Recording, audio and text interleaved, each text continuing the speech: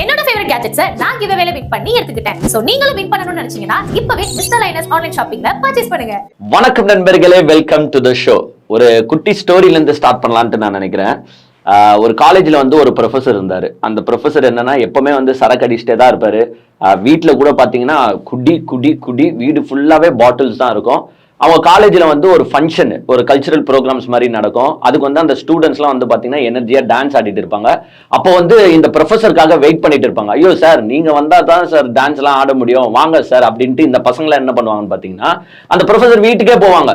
Professor வீட்டுக்கே போயிட்டு பார்த்தா ப்ரொஃபசர் வந்து சோஃபால இப்படி ஏன்னு பத்துன்னு இருப்பார். போதையில இப்படி பத்துன்னு இருக்கும்போது சுத்தி சரக்கு பாட்டில் இருக்கும், கட்ராவியா இருக்கும் அந்த வீடுன்னு வச்சுக்கோங்க. பத்துல இருக்கிற ப்ரொஃபசர் என்ன பண்ணுவாங்கன்னு பாத்தீங்கன்னா அப்படியே சோஃபாவுடைய அழகா தூக்கிடுவாங்க பசங்க. சோஃபாவோட அழகா தூக்கின்னு அப்படியே மியூசிக் டான்ஸ் போட்டுக்கிட்டு அந்த ப்ரொஃபசர் தூக்கின்னு வந்து அங்க ப்ரோக்ராம்ல இறக்கி விடுவாங்க. ப்ரொஃபசரும் அப்படியே போதையிலேயே தள்ளாடிக்கின்னு ஏஞ்சிக்கிட்டு அவருக்கு அப்படியே சட்டையை மாத்தி விடுவாங்க. பிரஷ், பல்லு தேய்க்கிறது, குளிக்கிறது எல்லாமே அங்கேயே பண்ணிட்டு டான்ஸ் ஆட ஆரம்பிச்சிருவாரு. வாதி கம்மிங் பை டான்ஸ் ஆட ஆரம்பிச்சிருவாரு. உடனே எல்லாரும் தூக்கி கொண்டாடுவாங்க. இதே மாதிரி ப்ரொஃபசர் ஒரு ரியல் லைஃப்ல எந்த காலேஜ்ல நம்ம பார்த்தோம்னா கண்டிப்பா அந்த ப்ரொஃபசரை நம்ம செருப்பாலே அடிப்போம். ஏன்னா அடிப்போமா அடிக்க மாட்டோமா? இல்ல அந்த காலேஜ்ல நம்ம பசங்களை எக்காரத்தை கொண்டாது நம்ம சேர்ப்போமா? சேர்க்க மாட்டோம். ஆனா ரியல் வாழ்க்கையில சேர்க்க மாட்டோம். சினிமா வாழ்க்கையில அந்த ப்ரொஃபசரை தூக்கி வச்சு கொண்டாடுவோம். இப்படிலாம் இளைஞர்களுக்கு வழியை காட்டியவர் தான் அந்த நல்ல மனிதர் உங்கள் விஜய். இன்னைக்கு அவர் என்ன பண்ணிருக்காருன்னு பாத்தீங்கன்னா தமிழக அரசை கண்டித்து அறிக்கை விட்டிருக்கார். அதாவது உங்களுக்கே நல்லா தெரியும், திருத்தணியில ஒரு சம்பவம் நடந்துச்சு. எங்க யாருமே அந்த சம்பவத்தை நியாயப்படுத்தி பேசவே முடியாது. அந்த வீடியோஸ் எல்லாம் பார்க்கும்போது அவனுக்கு வந்து டென்ஷன் ஆகுது. என்னடா இப்படி மாறுத இந்த இளைய தலைமுறை அப்படின்ற டென்ஷன் எல்லார் மூஞ்சில இருந்தும் வெளிப்படுறது வந்து நம்மளால பார்க்க முடியுது. அந்த திருத்தணி சம்பவத்தை வந்து பாத்தீங்கன்னா இவர் கண்டிச்சிருக்காரு. கண்டிக்கிறதுக்கான தகுதி உங்களுக்கு இருக்கான்னு ஃபர்ஸ்ட் நான் கேட்கிறேன். ஒரு தகுதி லைட்டா இருக்கா உங்களுக்கு? ஒரு தகுதி என்ன? நீங்க இளைஞர்களை நீங்க வழிகாட்டிட்டீங்கன்னு நான் கேட்கிறேன். என்ன நீங்க பண்ணிட்டீங்க இளைஞர்களுக்கு? 10வது பாட்டில் நான் குடிக்க அண்டாவை கொண்டா சேஸ் அடிக்கன்னு பாட்டு பாடுந்து நீங்க, கஞ்சா புழக்கத்தெல்லாம் காட்டுந்து நீங்க தமிழக அரசை வந்து கபட நாடகம் நடத்துகிறது அப்படின்ட்டு வந்து பாத்தீங்கன்னா அறிக்கை விட்டுருக்காரு. இன்னைக்கு அந்த சம்பவத்தை வச்சு கிளின்னு கிளிக்கலாம். அது மட்டும் இல்லாம இவங்களை கிளிக்கிறதுக்கு ஆல்ரெடி வந்து பாத்தீங்கன்னா டெல்லியில சிபிஐ ஆபீஸ்ல 3வது நாளா பாத்தீங்கன்னா இன்னைக்கும் விசாரணை போயிட்டு இருக்கு. லாஸ்ட் 2 நாளே வந்து பாத்தீங்கன்னா போட்ட கேள்விகளை சமாளிக்க முடியாம ஆதவர்ஜுனும் புஷி ஆனந்தும் எஸ்கேப் ஆகி ஓடி வந்திருக்காங்க. அவங்க வெளியில வரும்போது அவங்க மூஞ்ச பார்த்தாலே தெரியுது, கொலை பயத்துல வெளியில வராங்க. ஆஹா, புச்சி நம்மள திகார் ஜெயில போட்டுருவாங்க போல அப்படின்ற கொலை பயத்துல அவங்க வருதே நம்மளுக்கு தெரியுது. சோ என்ன கேள்விகள் கேட்டாங்க, என்ன பதில் சொன்னாங்க, விஜய் எப்போ ஆஜராக போறாரு அப்படின்றத டீடைல்டா நிகழ்ச்சிக்குள்ள போய் பார்ப்போம். நிகழ்ச்சிக்குள்ள போறதுக்கு முன்னாடி சூப்பர் தேங்க்ஸ் செய்து நமக்கு உதவும் அன்பு உள்ளங்களுக்கு எங்களுடைய நன்றியை தெரிவிச்சுக்கிறோம். சமீபத்தை வீடியோ பார்த்துட்டு உதவிய நம்முடைய அருமை சகோதரர் சயித் ஷேக் அவர்களுக்கும், சயித் அலி அவர்களுக்கும், சக்திவேல் அவர்களுக்கும், வில்சன் அவர்களுக்கும், பிரியா அவர்களுக்கும் எங்களுடைய நன்றியை தெரிவிச்சுக்கிட்டு, இவங்களுக்கு மட்டும் இல்லைங்க அனைத்து வியூவர்ஸ், அனைத்து சப்ஸ்கிரைபர்ஸ்க்கும் எங்களுடைய நன்றியை தெரிவிச்சுக்கிட்டு, இந்த வீடியோ முழுசா பார்த்துட்டு நீங்க எல்லாருமே உங்களுடைய கருத்துக்களை பதிவிடணும் அப்படின்னு நான் கேட்டுக்கிறேன். வாங்க டீட்டெயில்டா போலாம்.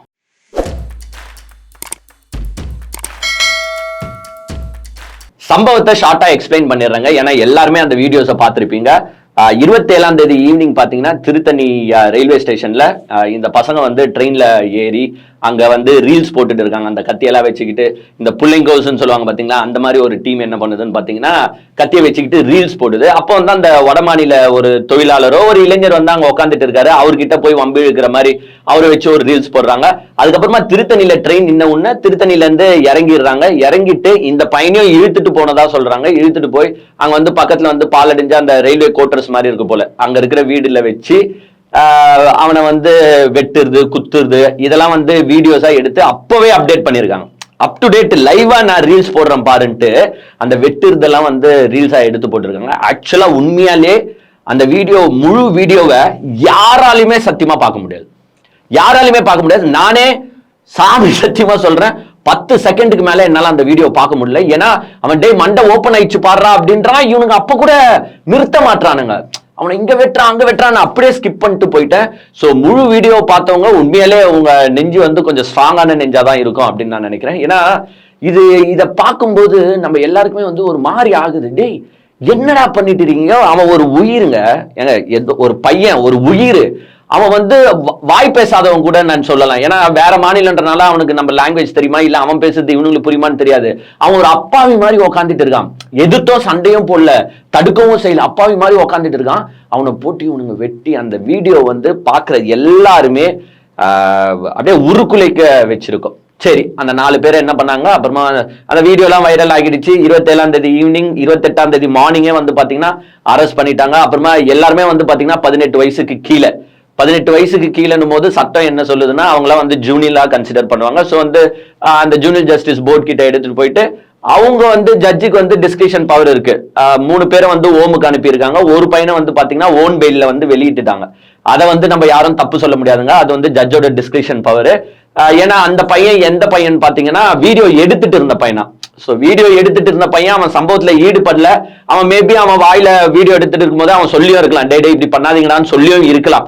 சோ இதெல்லாம் கன்சிடர் பண்ணி அவன் சின்ன பையன்றனாலையும் அவன் வீடியோ எடுத்தான் பட் சம்பவத்துல ஈடுபடலன்றனாலையும் ஜட்ஜ் வந்து அவங்க டிஸ்கிரிப்ஷன் பவரை யூஸ் பண்ணி இவனை ஏன் போர்டில் போடணும், சரி இவனை ஓன் பெயில அனுப்பிடலான்ட்டு அவனை அனுப்பிட்டாங்க. ஸோ 3 பேர் வந்து பாத்தீங்கன்னா இப்போ போர்டில் இருக்காங்க. ஏன்னா இவங்க 18 வயசுக்கு கீழே, ஸோ அந்த ஓம்ல தான் இவங்களை போடுவாங்க. இது வந்து நான் திருப்பி சொல்லிக்கிறேன், இது வந்து ஸ்டாலின் அரசு போட்ட சட்டம் கிடையாது. இது வந்து இந்தியன் கான்ஸ்டிடியூஷன், இது வந்து ஐபிசி, இது வந்து பிஎன்எஸ்சி, இது வந்து பிஎன்எஸ்எஸ், ஜூனியர் ஜஸ்டிஸ் ஆக்ட்னு தனியா இருக்கு. ஸோ இது பேஸ்ல தான் பண்ணுவாங்களே தவிர்த்து இதுக்கும் ஸ்டாலின் அரசுக்கும் ஒரு சம்பந்தமும் கிடையாது. ஏன்னா பாதி பேர் என்ன கேட்கறாங்க, அந்த ஒரு பையனை நீங்க ஏன் விட்டீங்க, ஸ்டாலின் அரசு வந்து சரியா இதை கையாளன்னு. 18 இயர்ஸ்க்கு கீழேனா இதுதான் ப்ரொசீஜர். வேணும்னா வந்து கத்தி படத்துல உங்க அண்ணனே பேசியிருப்பாரு, யாருன்னா இப்ப பேசுறானுங்களா இந்த தற்குறியங்க, உங்க அண்ணனே சொல்லியிருப்பாரு, ஜூனியர் ஜஸ்டிஸ் ஆக்ட் தெரியுமா, கத்தி எடுத்து 18 வயசுக்கு கீழே இருக்கிற பையனை வச்சு உன்னை சொருவ சொல்றேன், 3 வருஷம் தான் உனக்கு தண்டனை அப்படின்ட்டு உங்க அண்ணனே வந்து கோட் வேர்ட் எல்லாம் பசங்களுக்கு சொல்லிட்டு போயிட்டாரு. 17 வயசு பையனை வச்சு குத்த சொல்லுவேன். ஜூவனைல் ஜஸ்டிஸ் ஆக்ட் 3 வருஷம் தான். சோ மேபி ஃபர்ஸ்ட் குற்றவாளி யாருன்னு நினைக்கிறேன்னா உங்க அண்ணன் தான். உங்க அண்ணன் கதைக்கு நான் நெக்ஸ்ட் பொறுமையா வரேன். சோ இந்த சம்பவம் நடந்துருச்சுங்க. எஸ், திருப்பியும் சொல்றேன், இந்த சம்பவத்தை யாராலையும் ஏத்துக்க முடியாது. அந்த பசங்கள் தண்டிக்கப்பட வேண்டியவர்கள் தான். இதுல யாரோட தப்புன்றது ஃபர்ஸ்ட் பார்க்கணும். ஏங்க இந்த மாதிரி வந்து இவங்க வந்து ஒரு சம்பவத்தை செய்யறாங்கன்னா ஃபர்ஸ்ட் நம்ம என்னதான் வந்து ஒரு அரசாங்கத்தை குற்றம் சொன்னாலும் காவல்துறையை குற்றம் சொன்னாலும் எல்லார் பின்னாடியும் போலீஸ போட முடியுமாங்க? ஏன்னா நீங்க சொல்லுங்களேன், 6 கோடி 7 கோடி 8 கோடி மக்கள் இருக்கிறாங்க, எல்லார் பின்னாடியும் போலீஸ போட முடியுமா? அவன் பின்னாடி ஃபாலோ பண்ணினே இருன்னு போட முடியுமா? இல்ல எல்லா பசங்க பின்னாடியும் போட முடியுமா? அரசுன்றதோ காவல்துறைன்றதோ ஒரு அளவுக்கு தான் சேஃப்டியோ பிரிகாஷன்ஸோ ஏற்படுத்த முடியும். எல்லார் பின்னாடியும் சுத்திட்டு இருக்க முடியாது. ஃபர்ஸ்ட் நம்ம வந்து இதுல தமிழக அரசியோ தமிழக காவல்துறையோ சொல்றோமே, சம்பவம் நடந்திருக்கிறது ரயில்வே ஸ்டேஷன்ல, ரயில்வே பெட்டிலேயே நடந்திருக்கு, ட்ரெயின்ல. இங்க வந்து யாரு இருப்பாங்க பாத்தீங்கன்னா சென்ட்ரல் கவர்மெண்ட் கீழே இருக்கிற ஆர்பிஎஃப் கண்ட்ரோல். ஏன் விஜய் சார் வந்து ஆர்பிஎஃப் கேட்க வேண்டியதானே? ஏன்னா 2-3 பேர் வந்து ஆயுதத்தை வச்சுக்கின்னு ட்ரெயின்ல பயணிக்கிறாங்கன்னா எப்படி நீங்க அப்ப என்ன ப்ரொடெக்ஷன் கொடுக்குறீங்க? ஆர்பிஎஃப் போலீஸ்லாம் எங்க என்ன பாதுகாப்பு கொடுத்துருக்கீங்க? என் மக்களுக்கு ட்ரெயின்ல போறவனுக்கு என்ன பாதுகாப்பு இருக்கு? வெப்பன்ஸோட உள்ளே ஏறி இருக்கா, உங்களுக்கே தெரியும். ட்ரெயின்ல ஆர்பிஎஃப் போலீஸ் சுத்திட்டே இருப்பாங்க, செக் பண்ணிட்டே இருப்பாங்க, பார்த்துட்டே இருப்பாங்க. பட் இருந்தாலும் வெப்பன்ஸோட ஏறி இருக்காங்கன்னா அப்ப அது ஆர்பிஎஃப் ஓட இதுதானே. அவங்களை எதிர்த்து இவர் ஒரு கேள்வி கேட்பாரா? சென்ட்ரல் கவர்மெண்ட் எதிர்த்து கேட்க மாட்டாரு. வெறும் தமிழக போலீஸை மட்டும் தான் எதிர்த்து விஜய் சார் கேட்பாரு. சோ ரயில்வேல பயணிக்கிற பயணிகளுக்கு சேஃப்டி யார் தரணும்னு பாத்தீங்கன்னா ஆர்பிஎஃப் தான் தரணும். அது சென்ட்ரல் கவர்மெண்ட் கீழே இருக்கு. ஏன்னா ட்ரெயின்ன்றது வந்து பாத்தீங்கன்னா உங்களுக்கு இந்த நூன் டைம்லாம் காலியா இருக்கும் சில டைம், அதே மாதிரி நைட் டைம்ல சில டைம் காலியா இருக்கும் போது ஹெவி ப்ரொடெக்ஷன் வந்து இவங்க தான் ஏற்படுத்தி இருக்கணும், பட் ஏற்படுத்தல. நெக்ஸ்ட் இவங்க என்ன சொல்றாங்க பாத்தீங்கன்னா, அந்த பசங்க குடிச்சிட்டு இருக்காங்க, அந்த பசங்க கஞ்சா போதையில இருக்காங்க. இதுக்கு வந்து பாத்தீங்கன்னா அஸ்ராகார் தலைமையிலான ஒரு குழு வந்து ஸ்ட்ரைட்டா அறிக்கையே கொடுத்தாங்க. அவங்க என்னென்ன நடந்துச்சு, எப்படி அரெஸ்ட் பண்ணோம், எதுக்காக அரெஸ்ட் பண்ணோம், இங்க கஞ்சா வந்து எவ்வளவு கண்ட்ரோல் பண்ணிருக்கோம், எவ்வளவு கஞ்சாவை நாங்க இது வரைக்கும் பிடிச்சிருக்கோம், எங்கெங்கிருந்தோ அவங்க என்ன சொல்றாங்கன்னா, இங்க ஒருத்தன் சும்மா 1 கிலோ கஞ்சா வச்சு மாட்டுட்டோங்க, நாங்க அந்த 1 கிலோவை மட்டும் சீஸ் பண்ண மாட்டோம், அதற்கு ரூட் எங்கிருந்து வருது, அது மும்பை வரைக்கும் போனாலும் சரி, டெல்லி வரைக்கும் போனாலும் சரி, குஜராத் வரைக்கும் போனாலும் சரி, அது வரைக்கும் போயிட்டு நாங்க எல்லாரையும் கேட்ச் பண்ணிட்டு தான் வருமே தவிர்த்து நாங்க யாரையும் விட்டு விடவில்லை அப்படின்னு ஒரு அளவுக்கு கண்ட்ரோல் தாங்க பண்ண முடியும். ஏங்க நான் கேட்கிறேன், கஞ்சா வந்து கடந்த 10 வருஷமா எவனும் யூஸ் பண்ணலையா? இப்பதான் யூஸ் பண்றானா? சரக்கு அடிக்கிறதுக்கு கடந்த 10 வருஷமா எவனும் சரக்கு அடிக்கலையா? இப்பதான் அச்சுன்னு இருக்கானா? குடிக்கிறவன் குச்சின்னு தான் இருக்கான். கஞ்சா அடிக்கிறான், கஞ்சா அடிச்சுன்னு தான் இருக்கான். ஓரளவுக்கு தமிழக அரசோ காவல்துறையும் கண்ட்ரோல் பண்ணோம். அதுக்கு மேல கண்ட்ரோல் யார் பண்ணணும்னு பாத்தீங்கன்னா பெற்றோர் பண்ணணும். பெற்றோர் தன் பிள்ளைகளை எப்படி வளர்க்கிறார்கள். சோ பெற்றோர்களுக்கு இதுல ஃபர்ஸ்ட் நீங்க தான் காரணம். நம்ம பிள்ளை கெட்டு போறான், சீர்கெட்டு போறான்னா ஃபர்ஸ்ட் பெற்றோர் பார்த்திருக்கணும் அந்த குழந்தைகளை. எல்லா குழந்தையும் நல்ல குழந்தை தான் மண்ணில் பிறக்கையிலே. அதற்கு அப்புறமா வளர்ப்புன்னு ஒண்ணு இருக்கு. இப்பெல்லாம் நீங்க பாத்தீங்கன்னா பைக்ஸ் எடுத்துட்டு நீங்க ஓட்டிட்டு போறீங்க, 18 வயசுக்கு கீழே பையன் ஓட்டுறான்னு வச்சுக்கோங்களேன், அவன் போய் இடிச்சிட்டானா சட்டமே என்ன சொல்லுதுன்னா பேரண்ட்ஸ் ஆர் ரெஸ்பான்சிபிள். அம்மா அப்பா தூக்கி ஜெயில உட்கார வைடான்னு சொல்லுது சட்டம். அந்த மாதிரி இந்த 18 வயசுக்கு கீழே இருக்கிற பசங்க தப்பு பண்ணும்போது பேரண்ட்ஸ்க்கும் ரெஸ்பான்சிபிலிட்டி இருக்கணும். சும்மா பொதுவா தூக்கி நம்ம எல்லார் மேலயும் போட்டுக்கூடாது. ஸோ பேரண்ட்ஸ் வந்து மிகப்பெரிய பிள்ளைங்களை பாருங்கன்னு சொல்றேன் நானு. பிள்ளைங்களை இப்படிதான் வளர்க்கணும்ன்றது இருக்கு, அப்படிதான் வளர்க்கணும். இந்த மாதிரி வந்து சுத்திக்கிட்டு கஞ்சா அடிச்சுக்கிட்டு போற வரவங்க எல்லாம் டிஸ்டர்ப் பண்ணிக்கிட்டு நம்ம எவ்வளவோ பாக்குறோங்க. இப்பெல்லாம் வந்து பாத்தீங்கன்னா நீங்க நிறைய ரீல்ஸ் போடுறானுங்க, எது காவல்துறைக்கு சவால் விட்டே ரீல்ஸ் போடுறானுங்க. நீங்களே இப்ப பாத்திருப்பீங்க, பைக் ரேஸ்ல ரீல்ஸ் போட்டு அப்புறமா வந்து சாரின்னு சொல்லுறது, இந்த மாதிரி பாக்குறீங்க. இதற்கெல்லாம் காரணம் என்னன்னு பாத்தீங்கன்னா சினிமா. சினிமாவால தான் இவனுங்க தரங்கெட்டு சுத்திட்டு இருக்கானுங்க. இது உண்மை. இப்ப எல்லாருமே இந்த சம்பவத்துக்கு அப்புறமா எல்லாருமே என்ன பண்றாங்கன்னா சினிமாக்காரங்களை தான் பிளாஸ்ட் பண்ணிட்டு இருக்காங்க. எல்லா டிரெக்டர்ஸையும் பிளாஸ்ட் பண்றாங்க. ஏன்னா இந்த கத்தி கலாச்சாரம் இந்த சின்ன வயசுலயே பசங்களுக்கு எப்படி போய் சேருதுன்னா சினிமாவால தான் போய் சேருது. நம்மளே நிறைய வாட்டி சொல்லியிருக்கோம், கருத்து சொல்ற படங்களா கொஞ்சம் எடுங்க, வன்முறையை தூண்டுற படமா எடுக்காதீங்க அப்படின்னு நிறைய வாட்டி சொல்லியிருக்கோம். ஒரு வாட்டி நாங்க மூவி ரிவ்யூ போகும்போதும் இந்த பாயிண்ட தான் நாங்க வைப்போம். ஏன்னா நம்ம இளைஞர்களை நீங்க புரிஞ்சுக்கணும். அங்க விஜய் சிகரெட் அடிச்சா இவன் இங்க சிகரெட் அடிக்கிறான், அங்க வந்து விஜய் சரக்கு அடிச்சா இங்க இவன் இப்படிதான் சரக்கு அடிக்கணும்னு ஆசைப்படுறான். சோ நிஜ வாழ்க்கையிலயும் அப்படியே இருக்கணும்னு ஆசைப்படுறானுங்க. சோ ஹீரோ வந்து கத்தி எடுத்துக்கின்னு ரத்த ஒழுவ சுத்தினாருன்னா இவனும் கத்தி எடுத்துக்கின்னு ரத்த ஒழுவ சுத்தணும்னு ஆசைப்படுறான். ஏன்னா இங்க இருக்கிறவன் சினிமாவை ரியாலிட்டியா எடுத்துட்டு வரான். அதனாலதான் சினிமால வந்து விஜய் வந்து ஹீரோ, இங்கேயும் அரசியல்ல வந்து ஹீரோ ஆகலாம் அப்படின்னு நினைக்கிறான், இங்கேயும் சிஎம் ஆயிடுவாருன்னு நினைக்கிறான். பிகாஸ் சினிமாவோட ஒன்றி போயிட்டான். சினிமால எவ்வளவு வன்முறை காட்சிகள். எங்க ஃபர்ஸ்ட் எல்லாம் பாத்தீங்கன்னா ஒரு படத்துல ஒரு வன்முறை சீன் தான் இருக்கும். இப்ப படமே வன்முறை சீனா தான் இருக்கு, படமே கத்தி சண்டையா தான் இருக்கு, படமே ரத்தமா தான் இருக்கு, படமே கஞ்சா போதையா இருக்குது, படமே சரக்காதான் இருக்குது. உதாரணத்துக்கு நான் சில படம் சொல்றேன். ஏன் இப்போ நான் விஜய், நீ ஏன்பா விஜய் வச்சே பேசுற, ஏன் அஜித் நடிச்ச படத்துல வன்முறை காட்சிகள் இல்லையா, ரஜினி நடிச்ச படத்துல வன்முறை காட்சிகள் இல்லையான்னு கேட்பீங்க. அவங்க யாரும் அரசியல்ல வரல. ஏன்னா அவங்களுக்கு தெரியும் நம்ம சினிமா ஒரு பொழுதுபோக்கு நட்சத்திரம், ஏதோ நடிச்சோம் போயிட்டோன்ட்டு போயிட்டாங்க. அவங்க யாரும் அரச வந்து கண்மையா வண்டிக்கல, அரசு மேல மட்டும்தான் எல்லா பழியும் தூக்கி அவங்க போடல. ஆனா விஜய்ன்ற ஒரு கேரக்டர் வந்து அரசு மேல எல்லா பழியும் போட்டுன்னு இருக்காரு. அப்ப அவரும் நடிச்ச படத்துல இருந்து சில சீன்ஸ் நம்ம கோட் பண்ணி தானே ஆகணும். அதனாலதான் கோட் பண்றேன். லியோல என்ன பண்ணீங்க, ஃபுல்லா கஞ்சா போதைய வச்சு எடுத்த படம் தான் லியோ. ஏன் போலீஸ்கார போட்டு அடிச்சாரு விஜய்? எது கஞ்சாவை காப்பாத்துறதுக்காக போலீஸ்காரனை போட்டு அடிச்சவர் தான் உங்கள் விஜய். படம் தான், பட் செஞ்சீங்கல நீங்க போலீஸ போட்டு அடிக்கும் போது இங்க அதை பாக்குற இளைஞன் என்ன தெரியுமா நினைக்கிறான், நம்மளும் போலீஸ போட்டு அடிப்போம், நம்மளும் போலீஸ போட்டு உதைப்போம் அப்படின்ட்டு போலீஸ போட்டு வச்சுன்னு இருக்கான். சரி சினிமா, எஸ் நீங்க சொல்லுவீங்க பா என்னப்பா நீ எதை எடுத்துட்டு வந்து எதோட கம்பேர் பண்றப்பா, அது சினிமாப்பா, திருப்பி நீ ரியல் லைஃப்ல கம்பேர் பண்ணாதாப்பான்னு சொல்லுவீங்க. இப்ப ரியல் லைஃப்குள்ள வர, ரியல் லைஃப்ல மட்டும் என்ன பண்ணிட்டாரு உங்க விஜய், இளைஞர்களுக்கு என்ன அறிவுரையை வழங்கியிருக்காரு? ஒன்னும் இல்ல, ஒரே ஒரு எடுத்துக்காட்டுக்கு சொல்றேங்க. அவரோட மேடை எது, இந்த படிச்சு நல்ல மதிப்பெண் எடுத்த மார்க்குக்கு பிரைஸ் கொடுத்தாரு பாத்தீங்களா, அந்த மேடையில ஒரு 100க்கு 100 எடுத்த இளைஞன் என்ன தெரியுமா சொல்றான், அவங்க டீச்சர் வந்து சொல்லி இருந்தாங்களாம், டேய் 100க்கு 100 எடுக்கலன்னா உங்களை வீட்டுல வந்து அடிப்பேன்ட்டு. எது, நீ நல்லா படிக்கணும், நீ நிறைய மார்க் எடுக்கணும்னு ஒரு டீச்சர் மிரட்டுறாங்க, வந்து வீட்டுல அடிப்பேன்ட்டு. அதுக்கு அவன் ஃப்ரெண்டு சொன்னானா, சார் எங்க வீட்டுல வந்து அடிச்சுட்டு நீங்க ஏரியாவை தாண்டிடுவீங்களா அப்படின்னு ஃப்ரெண்டு சொன்னானா. இவன் இப்ப 100க்கு 100 எடுத்துட்டு இவன் என்ன தெரியுமா சொல்றான், அதான் பப்ளிக் எக்ஸாம்ல சொன்னாங்க, நீ 100க்கு 100 எடுக்கலாம்னா உன்னை வீட்டுக்கு தேடி வந்து அடிப்பேன் அப்படின்னாங்க. என் ஃப்ரெண்ட் ஒருத்தன் சொன்னான், சார் அடிச்சு ஏரியா விட்டு தாண்டிடுவீங்களா அப்படின்னா. உடனே அதான் நான் 100 எடுத்துட்டேன், அது வேற விஷயம், ஆனா இப்ப என் பின்னால தமிழ்நாடே இருக்கு சார், பாப்பீங்கன்னு நினைக்கிறேன், ஒண்ணுமே செய்ய முடியாது. அந்த சாருக்கு நான் சொல்றேன், எங்களெல்லாம் ஒன்னும் பண்ண முடியாது, என் பின்னாடி தமிழ்நாடே இருக்கு. பின்னாடி யாரு இருக்கா, விஜய் இருக்கார். ஏன் ரியல் சம்பவம் தானே. விஜய் சார் அப்ப மைக்க வாங்கி ஒரு நல்ல மனுஷனா என்ன தெரியுமா பண்ணிருக்கணும், டேய் தம்பி டீச்சர்ஸ்னா அப்படி சொல்லதான்டா செய்வாங்க தம்பி, அப்படி அவங்க சொன்னனாலதான் இன்னைக்கு நீ படிச்சு 100க்கு 100 எடுத்திருக்க, இன்னைக்கு என் முன்னாடி வந்து நின்னு இருக்கனா அதுக்கு காரணமே டீச்சர்ஸ் தான்டா, அவங்களெல்லாம் நீ அப்படி தப்பா பேசக்கூடாதுடா, அது தப்புடா தம்பின்னு நீங்க அங்க சொல்லி இருந்தீங்கன்னா மிஸ்டர் விஜய் நான் உங்களுக்கு கை தட்டுவேன். ஆனா நீங்க என்ன தெரியுமா பண்ணிருந்தீங்க, அவன் பேசுறத கண்டு ரசிச்சுட்டு இருந்தீங்க மிஸ்டர் விஜய். நீங்க என்ன இளைஞனுக்கு அறிவுரை வழங்குனீங்க அங்க அவனுக்கு ஒரு இப்ப அவன் போய் என்ன பண்ணிட்டு இருக்கான்னு சாமி சத்தியமா தெரியல.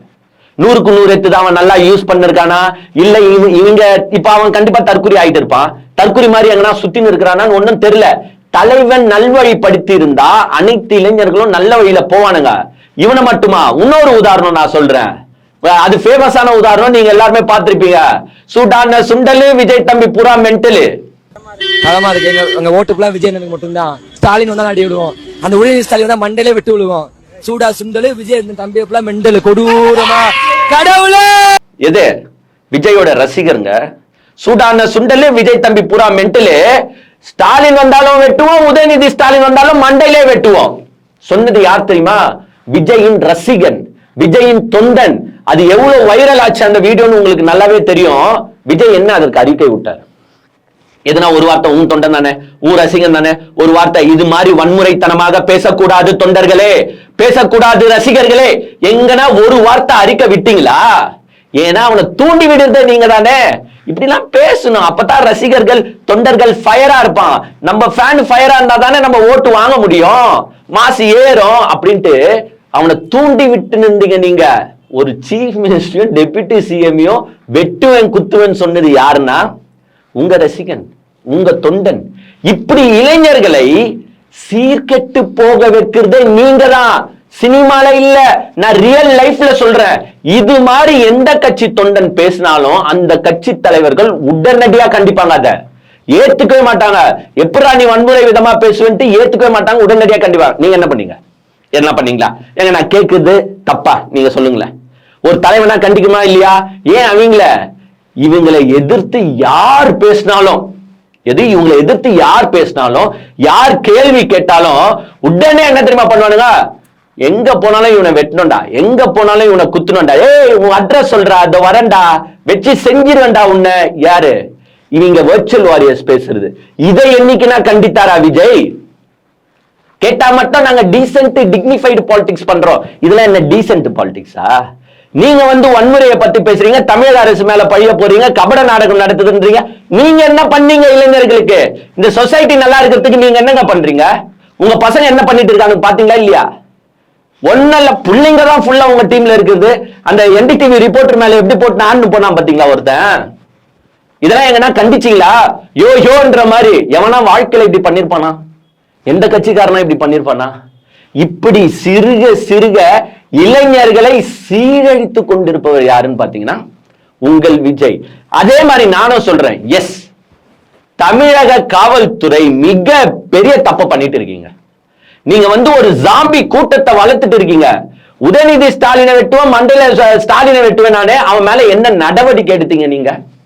என்ன நடவடிக்கை எடுத்தீங்க நீங்க? ஒரு நடவடிக்கையும் எடுக்கல. அப்ப இது மாதிரி தானே பேசுவாங்க. சோ தமிழக காவல்துறை நடவடிக்கை எடுத்திருக்கணும். சோ நான் தமிழக காவல்துறையை தப்பு சொல்றேங்க அந்த விஷயத்துல. இதே அரெஸ்ட் பண்ணியிருந்தா எங்க விஜய் சார் என்ன தெரியுமா சொல்லியிருப்பாரு? நான் ஸ்டாலின் சார், என்ன பழி வாங்கறதுக்கு பதிலா எனக்காக குரல் கொடுத்து கொண்டிருக்கிற என் தொண்டர்களை பழி வாங்குறீர்களா? என்ன சார் அவன் பேசினான்? மண்டல வெட்டுவன் தானே பேசினான், வாயில தானே சொன்னா, செயல்ல செஞ்சானா? அவனை ஏன் சார் அரெஸ்ட் பண்ணீங்க? உங்களுக்கு பழி வாங்கணும்னா நான் ஆபீஸ்ல தான் இருப்பேன், வந்து என்ன பழி வாங்கிக்கோங்க அப்படின்னு டயலாக் பேசியிருப்பார். சோ எல்லாமே இன்றைய காலத்து இளைஞர்கள் கெட்டு போறாங்கன்னா அதற்கு மெயின் காரணம் விஜயின் சினிமாவும் காரணம், விஜயின் ரியல் லைஃபும் காரணம். ஒன்னும் இல்ல, நீங்க நல்லா இருந்தா தானே. அன்னைக்கு மலேசியா போயிட்டு வரீங்க, எல்லாருமே அந்த வீடியோ எடுத்து போடுறான். நார்மலா வந்து தலைவர் வந்து அந்த ஜெட்ல இருந்து, பிரைவேட் ஜெட்ல இருந்து இறங்கினாருன்னா எப்படி தெரியுமா இறங்குவாரு? அப்படியே டும் புஷ்னு இறங்குவாரு, அப்படியே ஒரு ஜம்ப் குதிச்சுட்டு அப்படி குதூகலமா இறங்குவாரு. அன்னைக்கு இறங்கும் போது எப்படி தெரியுமா இறங்குறாரு? படிக்கட்டு இருக்குதா, படிக்கட்டு இல்லையா, இல்ல கீழே கீழே உழுந்துருவோமா அப்படின்ற மாதிரி தள்ளாடின்னு நடக்கிறாரு. எல்லாருமே நீங்க குடிச்சிட்டு வந்தேன்னு சொல்றான். ஒரு தலைமை இப்படி பண்ணலாமா? பொதுவெளியில வரீங்க, நீங்க குச்சிந்தீங்களான்னு எனக்கு தெரியாது, நம்மளை கேட்பானுங்க, இப்போ நீனா விளக்கு பூச்சியா அவருக்கு, எனக்கு தெரியாதுடா, அவர் நந்துவரதை வச்சு நான் சொல்றேன். இப்படி கேட்கிறாங்க. இப்படி இளைஞர்களுக்கு நம்ம என்ன பண்றோம் விஜய்? நம்ம வந்து தமிழக அரசை போய் கேள்வி கேட்டுன்னு இருக்கோமே. நம்ம ஃபர்ஸ்ட் நம்ம இளைஞர்கள் ஏங்க, நம்ம வந்து மத்தவன் வீடை பார்க்கறதுக்கு முன்னாடி நம்ம வீடு சுத்தமா இருக்கா, நம்ம வீடு கிளீனா இருக்கா அப்படின்றத பார்க்கணும்ல. இவர் எதையும் பார்க்க மாட்டாரு, சும்மா போயிட்டு பழி பழி பழி பழி. எதனா ஒண்ணு சம்பவம் நடந்துச்சா திமுக மேல பழிய போடணும். அதுவும் பாருங்க, 27ஆம் தேதி நடந்த சம்பவம் 28 ஊர் உலகத்துக்கே தெரிய ஆரம்பிச்சிருச்சு. எங்க அண்ணன் மலேசியா ஆடியோ லான்ச்ல பிஸியா இருந்தாப்புல 27ஆம் தேதி எதுவும் பேசல, அங்க பாட்டு பாடிக்கின்னு அப்பாவை கட்டி பூச்சிக்கின்னு ஒரு சீன் கிரியேட் பண்ணிருந்தாரு. 28ஆம் தேதி வந்த டயர்ட்ல இருந்தாரு போல, 29ஆம் தேதியே விட்டாரு. நேத்து தான் ஆஹா இந்த மாதிரி ஒரு சம்பவம் நடந்துச்சு, நம்ம அறிக்கை விடாம இருக்கிறோமே, இல்லைன்னா நம்மள கேள்வி கேட்பானுங்களே, நம்ம இதை வச்சு அரசியல் பண்ணுமே வாரான்ட்டு ஒரு அறிக்கை விட்டு இருக்காரு. தமிழக அரசு என்ன பண்ணிட்டு இருக்கீங்க? தமிழக அரசு நல்லா தான் பண்ணிட்டு இருக்கு. இன்றைய இளைஞர்களை கெடுக்கிற வேலையை யார் பார்த்துன்னு இருக்கான்னு பாத்தீங்கன்னா உங்கள் விஜய். எஸ், இத வந்து இந்த மாதிரி விஷயங்களை தமிழக அரசு முற்றிலும் கண்ட்ரோல் பண்ணுங்க. தமிழக அரசும் இன்னும் கொஞ்சம் ஸ்ட்ரிக்டா நடவடிக்கை எடுக்கணுங்க. நீங்க இந்த எல்லா ரோட்ல போறவன கொஞ்சம் பாருங்களேன், இப்பெல்லாம் எப்படி இருக்கிறானுங்கன்னா, இந்த கோழி குஞ்சுங்க வந்து கலர் கலர் கோழி குஞ்சுங்க இருக்கும் பாத்தீங்களா, கூடைக்குள்ள வச்சுக்கிட்டு, ஒன்னு ஆரஞ்சு கலர், ஒன்னு ரோஸ் கலர், ஒன்னு எல்லோ கலர், ஒன்னு கிரீன் கலர்னு அப்படிதான் பாதி பேர் சுத்தினுங்கிறான். அவனுக்கு முடிய பார்த்தாலே பஞ்சு முட்டாய் முடி மாதிரி வச்சுக்கின்னு இப்படி கலர் கலர் கலர் கலரா சுத்தின்னு இருக்கானுங்க. அந்த மாதிரி ஹேர் ஸ்டைல்ஸை ஃபர்ஸ்ட் பேன் பண்ணாலே போதும், குற்ற நடவடிக்கைகள் வந்து குற்றங்கள் கொஞ்சம் கொஞ்சமா கம்மி ஆயிடும் நினைக்கிறேன். ஏன்னா எல்லாருமே வேற உலகத்துக்கு போயிடுறானுங்க. சோ இத தமிழக அரசு என்னதான் நம்ம எல்லார் மேலயும் பழி போட்டாலும், தமிழக அரசும் சரி, தமிழக காவல்துறையும் சரி, கொஞ்சம் சீரியஸா ஸ்ட்ரிக்டா நடவடிக்கைகள் எடுக்கணும். கொஞ்சம் சோசியல் மீடியாஸை கொஞ்சம் நல்லா வாட்ச் பண்ணுங்க. சைபர் கிரைம் போலீஸ் வந்து நல்லா வாட்ச் பண்ணும். ஏன்னா இந்த குற்றங்கள் நடைபெறுவதற்கு காரணமே என்னன்னு பாத்தீங்கன்னா இந்த ரீல்ஸ் மோகம் தான். இப்போ எங்க ஒரு பழிக்கு பழி எடுக்கிறோம், ஒரு ரிவெஞ்ச் எடுத்து நடக்கிற அட்டாக்ஸ் ஒன்னும் பண்ண முடியாதுங்க, அது நடந்துதான் ஆகும். ஒரு பழிக்கு பழின்னு வச்சுக்கோங்க. இவன் இப்ப என்ன தெரியுமா பண்ணானுங்க, இவனுங்க ரீல்ஸ் எடுக்கிறதுக்கு தான் இந்த சம்பவமே நடந்திருக்கு. இன்னைக்கு அவனுக்கு போய் ஜெயில கம்பி என்ன இருக்க போறானுங்க, நாளைக்கு அவனுக்கு ஃபியூச்சர் போச்சு, அவ்வளவுதான். அவனுக்கு என்னதான் வெளியில வந்தாலும் வேஸ்ட் தான், அவனுக்கு லைஃப் வேஸ்ட். இது கெட்டு போனதுக்கு காரணம் என்னன்னு பாத்தீங்கன்னா ரீல்ஸ். இமிடியேட்டா அப்லோட் பண்ணும், இமிடியேட்டா அப்டேட் பண்ணும். அது சமூகத்துக்கு நல்லதா கெட்டதெல்லாம் கிடையாது. நான் ஃபேமஸ் ஆகணும், நான் ட்ரெண்டிங் ஆகணும். இந்த ரீல்ஸ் மோகத்தால தான் இவ்வளவு நடக்குது. சோ சோசியல் மீடியாஸை தமிழக காவல்துறையும் சரி, தமிழக அரசும் சரி வாட்ச் அவுட் பண்ணிக்கிட்டே இந்த மாதிரி செய்யறவன அப்பப்போ கூப்பிட்டு தட்டிக்கிட்டே இருந்தாதான் இந்த மாதிரி சம்பவங்கள் இனிமேல் நடைபெறாம இருக்கணும். அது அந்த பையன் மூஞ்ச பார்க்கும்போது சத்தியமாங்க, நான் ஏன் அந்த சம்பவத்தையும் அந்த வீடியோ பத்தியோ நிறைய பேசலன்னா, நம்மளுக்கு மனசே இல்லை. அந்த வீடியோலாம் நான் 10 செகண்ட்ல ஸ்கிப் பண்ணனா பாருங்க, அந்த பையன் எங்க இருந்தாலும் நல்லா இருக்கணும். அதே மாதிரி அவனுக்கு வேண்டிய பொருள் உதவியை தமிழக அரசு செஞ்சே ஆகணுங்க. எதுனா ஒரு இழப்பீடு அவங்க கொடுத்துதான் ஆகணும். ஏன்னா சும்மா வெட்டுக்காயம் வாங்கிட்டு போறதெல்லாம் யாருமே ஏத்துக்க மாட்டாங்க. சோ அவனுக்கான ஒரு ஏதோ ஒரு இழப்பீடு தொகையை தமிழக அரசு வழங்க வேண்டும் அப்படின்றதுதான் நம்மளுடைய கோரிக்கை. இப்போ வந்து பாத்தீங்கன்னா சிபிஐ கேஸுக்கு வருவோம். மூணாவது நாளா வந்து பாத்தீங்கன்னா இன்வெஸ்டிகேஷன் வந்து சிபிஐல போயிட்டு இருக்கு. உங்களுக்கே தெரியும், ஃபர்ஸ்ட் டே வந்து பாத்தீங்கன்னா கிட்டத்தட்ட 9 to 10 hour விசாரிச்சிருக்காங்க ஃபர்ஸ்ட் டே. செகண்ட் டே பாத்தீங்கன்னா கிட்டத்தட்ட 7 hour விசாரணை பண்ணிருக்காங்க. இன்னைக்கு 3வது நாளும் வந்து பாத்தீங்கன்னா சிபிஐ வந்து இவங்க எல்லாம் கூப்பிட்டு இருக்கு, வாங்க ராசா அப்படின்ட்டு. இப்போ என்ன பண்ணிட்டு இருக்காங்களாம் சிபிஐன்னு பாத்தீங்கன்னா, கேள்வி வந்து ஒரே கேள்விதான், ஒரே கேள்வியை தான் 2 நாளா கேட்டு இருக்காங்க. ஆனா கேட்கிற அதிகாரிகளை மாத்துறாங்க. ஏன்னா ஒவ்வொருத்தருக்கும் ஒவ்வொரு வேயா இருக்கும். ஒரு கொஸ்டினை போடுறாங்கன்னா ஒருத்தர் ஒரு மாதிரி போடுவாங்க பாத்தீங்களா, அந்த மாதிரி போட்டு என்ன மாதிரி பதில் வருது, சேம் பதில் வருதா இல்ல பதில மாத்தி சொல்றாங்களா? ஏன்னா உண்மைனா ஒரே பதில் தான் வரும். பொய்னும் போது என்ன ஆயிடும், நேத்து ஒரு பதில், இன்னைக்கு ஒரு பதில், இந்த கேள்விக்கு ஒரு பதில், அந்த கேள்விக்கு ஒரு பதில்னு மாத்தி பதில் சொல்றாங்க. சோ அதனால வந்து பாத்தீங்கன்னா அதிகாரிகளை மாத்தி போட்டு இவங்க கிட்ட வந்து டீடைல்டா ரிப்போர்ட்ஸ் வாங்கிட்டு இருக்காங்க. சோ கரூர்ல என்ன கொஸ்டின்ஸ் கேட்டாங்களோ அதே சார்ந்த கொஸ்டின்ஸ் தான். பட் இங்க நம்ம ஆட்கள் தான் வந்து பொய்க்கு மேல பொய் சொல்லுவாங்களே. ஒரு வாட்டி என்ன பண்ணிடுறாங்கன்னு பாத்தீங்கன்னா இதுதான் கண்ணிடுறாங்க, இன்னொரு வாட்டி என்னன்னா இந்த சதி கோட்பாடுக்குள்ள போயிடுறாங்க. அதாவது ஏங்க உங்களுக்கு தெரியாதுங்க, அங்க வந்து திமுக ஆட்களோ இல்ல யாரோ வந்து பாத்தீங்கன்னா ஒரு 100 பேரை இறக்கி விட்டுட்டாங்க, எல்லாரும் கத்திய வச்சுன்னு சுத்தி நின்றாங்க, எல்லாரும் வந்து மிளகா பொடியை தூவுனாங்க, அப்படி இப்படின்னு இந்த சதி கோட்பாடை சொல்ல அவங்க என்ன கேக்குறாங்கன்னா, சரி சொல்றல ப்ரூஃப் எங்கயா, ப்ரூஃபை காட்டியா எதுனா ஒண்ணு, அங்கதான் 1008 ட்ரோன் பறந்துட்டு இருந்துச்சு, அதுல இருந்து ஒரு வீடியோ எவிடன்ஸ் இருக்கா? இல்ல. சரி, உன் பஸ்ல தான் அவ்வளவு சிசிடிவி கேமரா இருக்கு, அதுவும் 4 பக்கமும் கேமரா இருக்கு, அதுல எதுனா எவிடன்ஸ் இருக்கா? இல்ல. சோ இந்த மாதிரி சதி கோட்பாடுன்னு சொல்லிட்டு இவங்களே வாயை கொடுத்து அங்க மாட்டிக்கிட்டு இப்ப புண்ணாக்கிட்டு உக்காந்து இருக்காங்க. நியூ இயருக்கு வந்துருவாங்க. நியூ இயர் செலிப்ரேஷன் வந்து இங்க வந்து சென்னையில பண்ணிடுவாங்க. சோ மோஸ்ட்லி இன்னைக்கு தான் 3rd டேவோ அதோட நிப்பாட்டிடுவாங்கன்னு நினைக்கிறேன். 4th டே இன்வெஸ்டிகேஷன் இருக்காது. இப்ப என்னன்னா இவங்களை ஒண்டிதான் விசாரிச்சாங்களான்னா கண்டிப்பா கிடையாது. காவல்துறையும் விசாரிச்சிருக்காங்க. இங்க கரூரோட எஸ்பியை கூப்பிட்டு இருக்காங்க, அவருடைய சப்பை கூப்பிட்டு இருக்காங்க, அப்புறமா வந்து பாத்தீங்கன்னா கலெக்டரை கூட கூப்பிட்டு இருக்காங்க, மாவட்ட ஆட்சியரையும் கூப்பிட்டு உங்களுக்கு விசாரணை எல்லாம் பண்ணியிருக்காங்க. ஏன்னா இப்போ டிவிகே சார்பா வந்து பாத்தீங்கன்னா உங்களுக்கு நாங்க கரெக்டா தாங்க இருந்தோம், இவங்க தாங்க இப்படி எல்லாம் பண்ணிட்டாங்க, அரசு உரிய பாதுகாப்பு தரல, அப்படி இப்படின்னு சொல்லுவாங்க பாத்தீங்களா.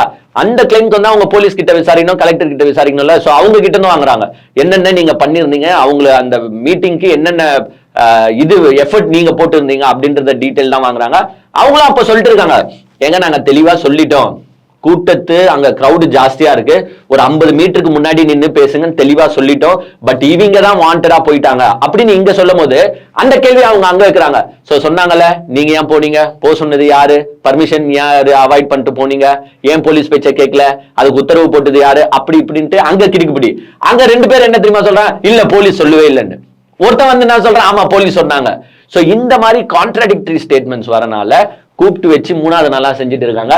கண்டிப்பா சில பேர் என்ன தெரியுமா சொல்லிருக்காங்க, 3வது நாள் பேச்சுவார்த்தை போய் கொண்டிருக்கிறது தேர்தலையொட்டி. உங்களுக்கே தெரியும் பிஜேபி வந்து எந்தெந்த டிபார்ட்மெண்ட்டை எப்பப்போ யூஸ் பண்ணுமோ அப்பப்போ கரெக்டா யூஸ் பண்ணும். ஸோ விஜய்க்கு வந்து ஒரு அழுத்தம் கண்டிப்பாக இருக்கிறது. விஜய 100% இல்ல 1000% வந்து விசாரணைக்கு எப்படி இருந்தாலும் கூப்பிடுவாங்க. அது டெல்லி சிபிஐ ஆபீஸா இல்ல இங்க தமிழ்நாட்டில் இருக்கிற சிபிஐ ஆபீஸான்னு தெரியாது. பட் கண்டிப்பா பொங்கல் டைம்ல ஜனநாயகன் பிஸில இருக்கிறனால சரி படம் என்ஜாய் பண்ணிட்டு வரட்டும் அப்படின்னு விட்டுருக்காங்க. மோஸ்ட்லி வந்து பொங்கலுக்கு அப்புறமா வந்து விஜய சம்மன் போட்டு கூப்பிட்டு விஜயும் விசாரிப்பாங்க. ஏன் சார், மக்கள் அவ்வளவு பேர் வெயிட் பண்றாங்க, நீங்க வந்து 8 மணின்னு பதிவை போட்டுட்டோம், 12 மணிக்கு பதிவை போட்டுட்டோம், 7 மணிக்கு போயிருக்கீங்களே, இதெல்லாம் நல்லதா? 8:45 நாமக்கல்ல இருப்பேன்னு சொல்லிட்டு வீட்டுல இருந்தே நீங்க 8 மணிக்கு தான் கிளம்பி இருக்கீங்க, ஏர்போர்ட்லயே 8:50 தான் போயிருக்கீங்க போது யார் மேல சார் தப்பு அப்படின்ட்டு வந்து பாத்தீங்கன்னா அவர்கிட்ட இந்த கேள்விகள் விழும். எங்கேயும் தப்பிக்க முடியாது. விஜய் ஒரு ஸ்பைடர் வெப்புக்குள்ள பாத்தீங்கன்னா ஆக்சுவலா விஜய் மாட்டிக்கிட்டு இருக்காரு. இது கூட்டணி பேச்சுவார்த்தையோ என்ன பேச்சுவார்த்தையோ எல்லாமே போக போக தெரியும். பட் சிக்கினார் உங்கள் விஜய். தமிழகத்தின் புதிய மற்றும் பிரம்மாண்டமான உதயம் நம்ம மிஸ்டர் லயனஸ் ஆன்லைன் ஷாப்பிங். இனி உங்களுக்கு பிடிச்ச பொருட்கள் எல்லாம் உங்களை தேடி வரப்போகுது, அதுவும் கம்மி விலையில பெஸ்ட் குவாலிட்டில. Dresses and footwearsக்கு 35% offer, kitchenware and household ப்ராடக்ட்ஸ்க்கு 40% ஆஃபர். இருங்க, இதுக்கே ஷாக் ஆனா எப்படி? இவ்வளவு சூப்பரான ஆஃபர் ப்ராடக்ட்ஸும் ஈஸி 7 டே ரிட்டர்ன் பாலிசியோட தமிழ்நாட்டுல நீங்க எந்த ஊர்ல இருந்தாலும் ஜஸ்ட் 1 டேல டெலிவரி பண்ணிடுவாங்க. இந்த ஆப் ஷாப்பிங் பண்றதுக்கு மட்டும் இல்லங்க, வீட்ல இருந்து பிசினஸ் பண்றவங்க, ஓனா ஷாப் வச்சிருக்கவங்க, அதர் ஆன்லைன் பிளாட்ஃபார்ம்ல சேல் பண்ணிட்டு இருக்கவங்கன்னு இப்படி எல்லாருமே ஒரு செல்லரா உங்க ப்ராடக்ட்ஸை சேல் பண்ண ஒரு பெஸ்ட் ஆன்லைன் ஷாப்பிங் பிளாட்ஃபார்ம் தாங்க இது. இந்த ஆப்ல ஜஸ்ட் நீங்க 2 மினிட்ஸ்ல ரெஜிஸ்டர் பண்ணாலே போதுங்க, நீங்களும் ஒரு செல்லர் ஆகலாம். இன்னும் ஒரு சூப்பரான விஷயம் என்னன்னா, ஒவ்வொரு மந்த்துமே மெகா கிவ் அவே அனௌன்ஸ்மெண்ட் இருக்க போகுது. அதுல 1 ஃபீமேல் அண்ட் மேலுக்கு இந்த அதிரடியான கிவ் அவே ஆஃபர்ஸ்ல அவங்களுக்கு பிடிச்ச ப்ராடக்ட்ஸை அவங்களே எடுத்துக்கலாம். சோ நீங்களும் ஜஸ்ட் 100 ரூபீஸ்க்கு பர்ச்சேஸ் பண்ணி கிவ் அவேல பார்ட்டிசிபேட் பண்ணி உங்களுக்கு பிடிச்ச கேஜெட்ஸை ஷேர் பண்ணுங்க. இப்பவே நம்ம மிஸ்டர் லைனஸ் ஆன்லைன் ஷாப்பிங் ஆப்பை இன்ஸ்டால் பண்ணுங்க, உங்க பர்ச்சேஸை ஸ்டார்ட் பண்ணுங்க.